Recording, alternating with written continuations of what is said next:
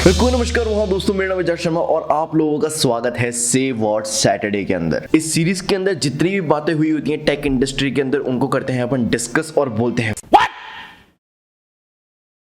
और आज जो है वो वाकई में काफी ज्यादा इंटरेस्टिंग टॉपिक्स जो हैं वो अपने को देखने को मिल रहे हैं वन प्लस की तरफ से, एप्पल की तरफ से, फ्लिपकार्ट की तरफ से और नथिंग की तरफ से। तो इसके पहले कि मैं वीडियो को स्टार्ट करूं, मैं आपको बताना चाहता हूं कि पिछले वाली वीडियो में मैंने क्वेश्चन पूछा था जिसका जो है वो मैक्सिमम लोगों ने जो है वो सही आंसर दिया है और उनका नाम है Harshvardhan Sharma, Gamma Ray Gaming, Ankit Kishor, Amit Milkani, Rajesh Darji, Bhagwat Sharma और टिकन कलिता। और आज का क्वेश्चन जो है वो है आपकी स्क्रीन के ऊपर। अगर आप सही आंसर दोगे तो फिर आपको भी अगले से व्हाट सैटरडे के अंदर मिलेगा शाउट आउट। तो बिना कोई टाइम वेस्ट करते हुए अपन जो है वो चलते हैं पहली स्टोरी की तरफ। तो फ्लिपकार्ट से हो गई है बहुत ही भयंकर वाली बड़ी वाली गलती और जितने भी फेमिनिस्ट लड़कियां थी, जितने भी जो फेमिनिस्ट लोग हैं वो जो है वो कर गए फ्लिपकार्ट के ऊपर अटैक, क्योंकि फ्लिपकार्ट ने वुमेन्स डे के ऊपर जो है वो किचन एप्लायंसेस के ऊपर जो है वो दे दिया डिस्काउंट और फिर उसको एडवर्टाइज भी करा भाई साहब ने। It's just like so stupid.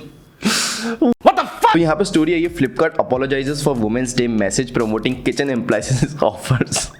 और पता है बर्गर किंग ने भी ऐसा ही कुछ मजाक जो है वो करा था, women belong in the kitchen, लेकिन बर्गर किंग ने काफी ज्यादा शानदार तरीके से उसको जो है वो संभाल लिया था और उन्होंने पूरी पूरी शेफ इंडस्ट्री के ऊपर जो है वो फोकस कर लिया था कि भाई साहब 20% ही होती हैं फीमेल शेफ, बाकी सारे जो है वो मेल शेफ्स होते हैं। तो उसकी वजह से काफी ज्यादा पॉजिटिव मैसेज पड़ा था। और अगर फ्लिपकार्ट भी ऐसा ही कुछ करता तो जो है वो अच्छी खासी PR जो है वो मेंटेन करके चलता, लेकिन यहाँ पे इन्होंने अपोलोजाइज करके जो है वो नहीं सिर्फ अपनी खुद की गलती मानी है बल्कि ये भी माना है कि वो कितने बड़े वाले अपेरेंटली वॉलमार्ट जो है वो फ्लिपकार्ट को संभाल नहीं पा रहा है और वो जो है वो गलत हाथों में पड़ चुका है। अपन आपकी सेकंड स्टोरी की तरफ बढ़े तो फिर वो वाली स्टोरी जो है वो नथिंग की तरफ से आती है। जैसे कि आप लोगों को पता है कि वन प्लस जो है अब उसके अंदर वो कोर जो है वो नहीं रहा, जिसको मैं थोड़ी देर बाद जो है वो डिस्कस करूंगा, लेकिन वन प्लस जो है धीरे धीरे करके बदलता जा रहा है और एक ज्यादा कोऑपरेट और ज्यादा ट्रेडिशनल ब्रांड के अंदर जो है वो बदलता जा रहा है। यही एक वजह है कि उसका जो को फाउंडर था उन्होंने जो है वो कंपनी को कर दिया था क्विट, अपनी खुद की नई कंपनी स्टार्ट करने के लिए। और मैंने बहुत पहले जो है वो बोल दिया था कि ये जो कंपनी इन्होंने स्टार्ट करी है नथिंग नाम की, ये जो है वो सीडिंग राउंड के अंदर ईयरफोन्स बेचेगी और जो उससे पैसा आएगा उससे जो है एक अच्छा फोन जो है वो रिसर्च एंड डेवलपमेंट करके ये लोग बनाएंगे। और अब जो है वो वही की वही एग्जैक्ट चीज जो है वो हो रही है। तो नथिंग का नया फोन जो है वो आने वाला है मार्केट के अंदर। अभी ये लोग क्वालकॉम वगैरह के साथ जो है वो टॉक्स के अंदर चल रहे हैं, दुनिया भर के टीजर्स वगैरह जो है वो रिलीज कर रहे हैं और यहाँ पे अभी ये रोड मैप जो है वो निकालेंगे कि हम किस किस तारीख को जो है वो क्या क्या करेंगे 23 मार्च 2022 को। तो ये लोग द ट्रुथ नाम से जो है वो इवेंट रख रहे हैं और काफी ज्यादा मजेदार होने वाला है। मैं इस वाली कंपनी के लिए इसलिए इतना ज्यादा एक्साइटेड हूं क्योंकि ये जो है वो वापस से इंथुजियास्ट ब्रांड जो है वो बनेगी, ये वन प्लस की जगह लेगी मार्केट के अंदर, जो वन प्लस ने बहुत पहले जो है वो कैप्चर करी थी। उसके बाद जो है वन प्लस जैसे जैसे फ्लैगशिप सेगमेंट में जो है वो मूव करती जा रही है, वैसे वैसे नथिंग जो है वो इसकी जगह लेगी और ये जो है वो एक नया फ्लैगशिप डिवाइस जो है वो बनाएंगे। अभी जितने भी स्पेकुलेशंस जो है बता रहे हैं कि इनके फोन का डिजाइन जो है वो ट्रांसपेरेंट होएगा, उसकी वजह से अपने को इंटरनल कंपोनेंट्स दिखेंगे बिल्कुल सेम टू सेम जैसे कि अपने को नथिंग के ईयर 1 ईयरफोन्स के अंदर दिखे थे। तो दूसरी स्टोरी अपने को यहाँ पे देखने को मिल रही है वो वन प्लस की तरफ से है। ऑब्वियसली वन प्लस ने ये लिटरली एडमिट कर लिया है कि उनका ऑक्सीजन OS 12 जो है वो बेकार था। मतलब 2 महीने से मैं यहाँ पे भौंक रहा हूँ और लिटरली जिन भी बंदों ने मेरी वो वाली वीडियो देखी उन्होंने कसम खा ली कि हम जो है वो ऑक्सीजन OS 12 पे जो है वो अपडेट नहीं करेंगे, वो ऑक्सीजन OS 11 पे ही रहेंगे। बट अपेरेंटली अब अच्छी खबर जो है वो आ रही है वाकई में वन प्लस की तरफ से। इनके फोरम्स के अंदर जितने भी लोगों ने शिकायत करी ऑक्सीजन OS 12 के अपडेट्स को लेके, तो वन प्लस वालों ने बोला कि वाकई में ऑक्सीजन OS 12 का अपडेट जो था वो ना ही सिर्फ इनके स्टैंडर्ड्स के बल्कि इनकी कम्युनिटी के स्टैंडर्ड्स के हिसाब से भी जो है वो काफी ज्यादा बेकार था। और अब ऑक्सीजन OS 13 के अंदर ये लोग जो है वो भयंकर वाले झंडे गाड़ेंगे। तो सबसे पहली चीज ये लोग ये कर रहे हैं कि ऑक्सीजन OS और कलर OS को मिला के यूनिफाइड OS जो है वो नहीं बना रहे हैं। ऑक्सीजन OS जो है वो अलग चलेगा और कलर OS जो है वो अलग चलेगा। हालांकि सोर्स कोड जो है वो एक ही यूज करेंगे, इंजीनियर्स जो है वो एक ही होंगे, लेकिन वो एक दूसरे की गलतियों से सीखेंगे, एक दूसरे के फीचर्स जो है वो अपनाएंगे और दोनों के दोनों OS को एक अलग एक्सपीरियंस जो है वो बना के देंगे। यहाँ पे कुछ नए फीचर्स भी अपने को ऑक्सीजन OS 13 के अंदर देखने को मिलेंगे, जैसे कि improved UI personalisation and consistency, improved system consistency and more optimised function paths, ज्यादा फीचर ऑलवेज ऑन डिस्प्ले के लिए जैसे कि म्यूजिक प्लेयर वगैरह, जेन मोड को भी जो है इन्होंने कराया ऑप्टिमाइज। तो ये जो है वाकई में काफी ज्यादा शानदार स्टेप है वन प्लस की तरफ से। और यहाँ पे वन प्लस की बात कर ही रहा हूँ तो थोड़ी सी दिनों पहले जो है मैंने वीडियो बनाई थी वन OnePlus Nord 2T के ऊपर।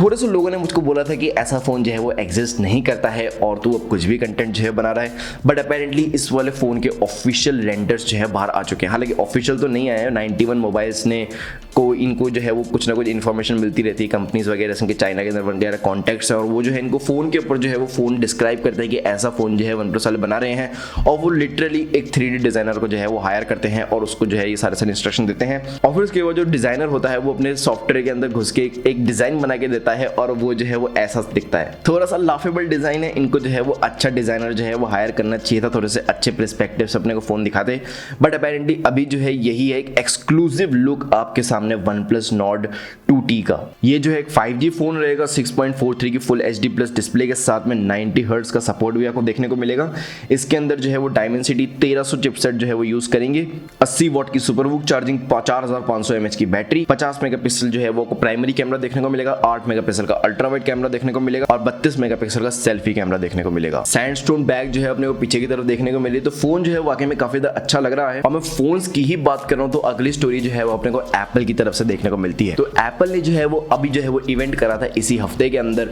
और अपने को जो है वो भयंकर वाले प्रोडक्ट्स जो है वो रिलीज हुए हैं, जिसमें 2 प्रोडक्ट्स के बारे में आज वाली वीडियो के अंदर बात करने वाला हूं। पहला जो है वो है iPhone SE, और वो वाला स्मार्टफोन जो है वो कुछ ज्यादा ही महंगा है उसके डिजाइन के हिसाब से, मतलब बहुत ज्यादा पुराना डिजाइन है और बहुत ज्यादा छोटी डिस्प्ले देखने को मिलती है विद सिंगल कैमरा। मतलब कोई सेंस नहीं बनता इतने ज्यादा पैसे खर्च करने का उस वाले स्मार्टफोन के ऊपर। कैमरा वगैरह के अंदर कुछ ज्यादा इंप्रूवमेंट नहीं करा उन्होंने, बस उसके अंदर की चिप बदल दी है, और अब जो है स्मार्टफोन नहीं सिर्फ बहुत ज्यादा ताकतवर हो गया है बल्कि 5G भी हो गया है। तो ये सिर्फ और सिर्फ उन लोगों के लिए सही है जिनको वाकई में वो वाला फॉर्म फैक्टर से वो लोग आगे बढ़ना ही नहीं चाहते, नए फोन्स के अंदर जाना ही नहीं चाहते, तो उनके लिए सही है। हालांकि जो दूसरी चीज है वो है मैक स्टूडियो, और मैक स्टूडियो के बारे में इसलिए बात करना चाहता हूँ क्योंकि ये लगभग 1,80,000 का पीसी है। वो भी M1 मैक्स वाला, M1 अल्ट्रा वाला जो है वो 3-4 लाख का जो है वो पड़ेगा। बट इसके अंदर जो है वो भयंकर वाली चीज आपको देखने को ये मिल रही है कि एप्पल ने जो है एक विजन रखा था सब सारी कंपनीज के सामने कि हम जो है वो सारे के सारे लैपटॉप्स के अंदर, सारे कंप्यूटर्स के अंदर से जो है वो पोर्ट्स हटा देंगे और आपको सिर्फ और सिर्फ टाइप सी मिलेगी, और टाइप सी जो है वो स्टैंडर्डाइज हो जाएगी, थंडरबोल्ट जो है वो स्टैंडर्डाइज हो जाएगी। और जैसे जैसे कंपनीज जो है वो इसको एक्सपेक्ट कर रही है, अभी नए लैपटॉप जो है वो आ रहे हैं दुनिया भर के जो पोर्टलेस है, बिल्कुल कोई सा भी पोर्ट जो है वो नहीं लगते, किसी लैपटॉप में चार्जर के अंदर जो है वो पोर्ट्स रखते हैं। तो जैसे कंपनी इसको एक्सेप्ट कर रही थी तभी एप्पल ने जो है बिल्कुल 360 टर्न मार दिया और वो अपने पीसीज के अंदर भयंकर वाले पोर्ट्स जो है वो देने लग गए। और ये वाला पीसी जो है वो बहुत ही ज्यादा ताकतवर है, मतलब 2 लाख के अंदर आपको काफी ज्यादा भयंकर वाली परफॉर्मेंस जो है वो देखने को मिल रही है। RTX 3090 i9 सब कुछ मिलू के भी जो है वो इससे ज्यादा अच्छी परफॉर्मेंस आपको देखने को नहीं मिल रही, क्योंकि इसके अंदर नहीं सिर्फ हार्डवेयर आपको एप्पल का देखने को मिल रहा है बल्कि सॉफ्टवेयर का इंटीग्रेशन, वो ऑप्टिमाइजेशन जो है वो आपको कहीं पर भी देखने को नहीं मिलेगा जो कि आपको एप्पल के अंदर देखने को मिलेगा। तो अगर आपके पास इतने पैसे हैं तो आप जो है उसको खरीद लो। टू बी ऑनेस्ट मेरे पास तो मैं तो खरीद ही लेता। इसके साथ साथ बता देना चाहता हूँ कि अगर आपके पास इतने पैसे नहीं है